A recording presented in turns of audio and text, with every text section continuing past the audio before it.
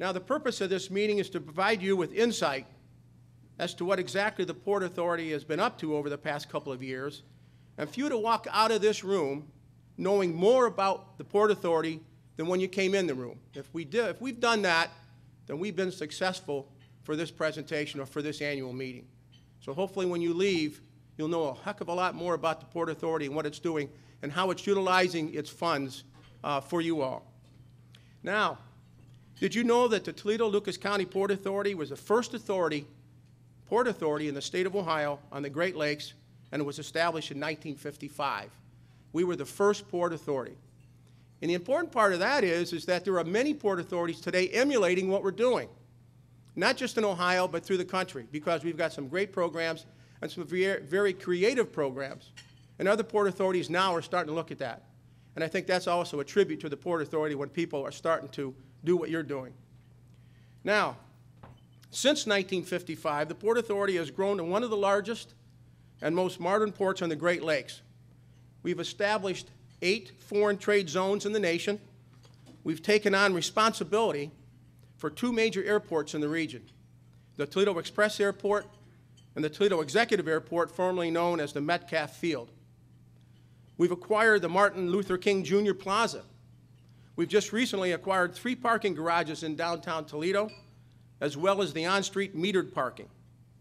We developed a national reputation for innovative business programs. We've established ourselves as a leader in economic development in the region by identifying, acquiring, remediating, and redeveloping several industrial properties in the Northwest Ohio.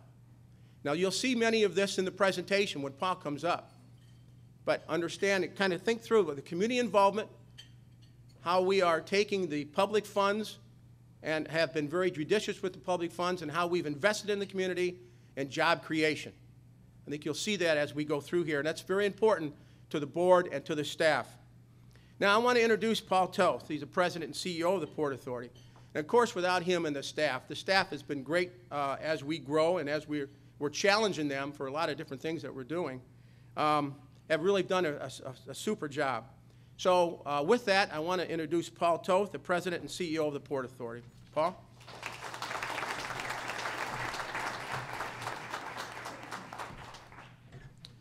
Thank you, Bill.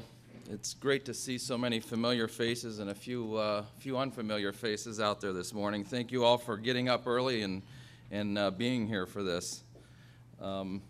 Actually, our long-term financial consultant from Columbus got up at 5 o'clock this morning to be here, so it's great to see those guys as well. I think it's appropriate for me to publicly thank the board of directors and the amount of work that they did. Bill just mentioned 72 years, if that's correct, of service that these current board members have given to the organization. And I personally serve on a handful of boards, and I can tell you that these board members are as engaged as any board members that I've ever been around, and they don't just show up for one board meeting once a month.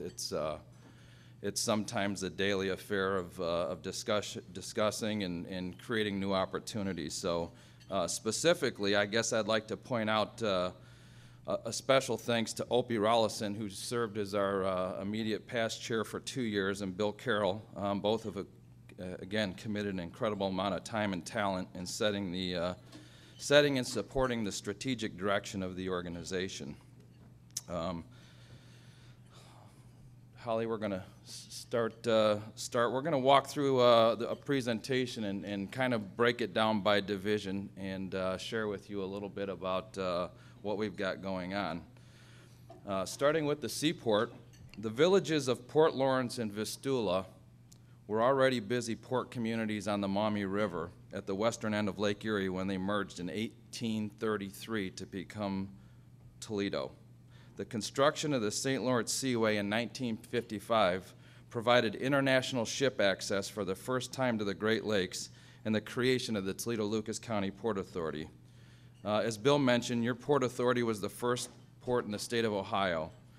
And in fact, legislation that created the Port Authority in Ohio was generated here in Northwest Ohio by community leaders in the Chamber of Commerce.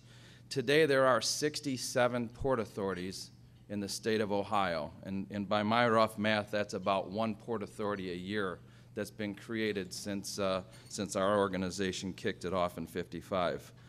In 1960, the U.S. Foreign Trade Zone Board granted the Port Authority the designation of the 8th foreign trade zone in the U.S. and the first on the Great Lakes. In 1965, the Port of Toledo became the largest coal port in the world, exporting over 34 million tons. Port of Toledo has a rich history and continues to be a driver of commerce and economic development in the region. In fact, earlier this year, a nationwide economic impact study of the Great Lakes identified Toledo as directly supporting more than 7,000 jobs and an annual economic impact to our local economy of more than $1 billion. Some pretty impressive numbers. So let's take a look at what's been going on at the port lately. Today, the Port of Toledo is the largest landmass seaport on the Great Lakes. 15 terminals along the Maumee River handle 10 to 12 million tons of cargo on 700 vessels that call on the Port of Toledo each year. Over the past several years, the Port Authority has made a tremendous investment into our existing overseas shipping facility.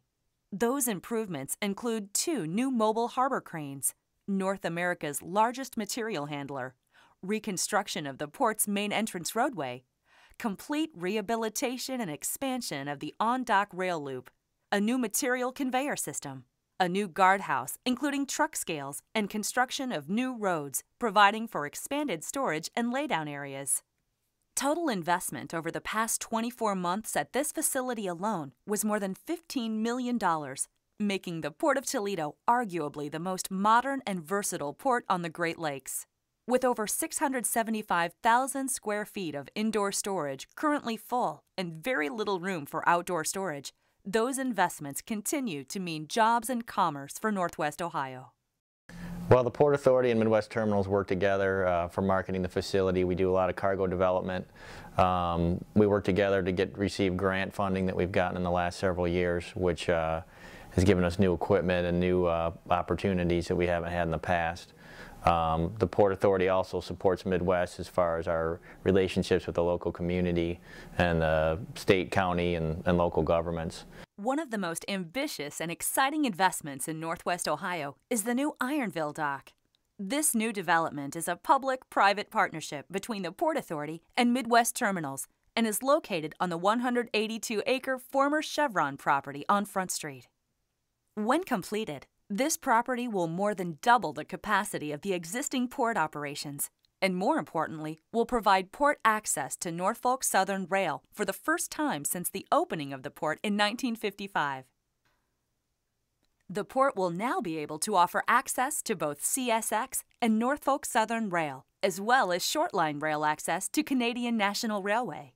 The joint investment between the Port Authority and Midwest Terminals in the Ironville property will exceed $18 million by the end of 2013. Ironville will be a big help for us because it'll eliminate some of the challenges we've had in the past with capacity issues. Just from a physical stockpiling standpoint, we've often run up against or at a maximum threshold where we can't physically take any more commodity into the dock. Ironville will alleviate some of that, give us a relief valve for some customers that we supply by truck. We can actually take to Ironville now, truck those from Ironville. Also, it gives us a second railroad to open up some other customers that we might not have been able to hit in the past. But in both cases, it gives us another, initially a 75-acre pad to work with, and then, in the future, the other additional 100 acres we can use for stockpiling or warehousing or that kind of thing. So it really just gives us a second railroad, but it gives us the ability to handle more product over the long haul. The Toledo Shipyard, which is operated by Ironhead Marine, offers full-service ship repair, 2 graving docks, and a high bay fabrication facility. Recent improvements to the shipyard include the construction of a new guardhouse, entryway, security fencing and lighting, as well as reconstruction of the dock wall separating the 2 dry docks, which is currently underway. The total investment in the shipyard over the past year is more than $1.6 million. The Toledo Maritime Center is soon to be home to the National Great Lakes Maritime Museum, A groundbreaking ceremony is scheduled for Monday, September 24, 2012. Recent construction improvements include dredging and the construction of a sheet pile dock wall in preparation for the recently renovated Colonel James M. Schoonmaker Museum ship to make its way down the Maumee River to become part of the museum attraction. The Port Authority, in partnership with the City of Toledo and Great Lakes Historical Society, have secured more than $5 million in funding to support the museum and all of the interior and exterior exhibit construction.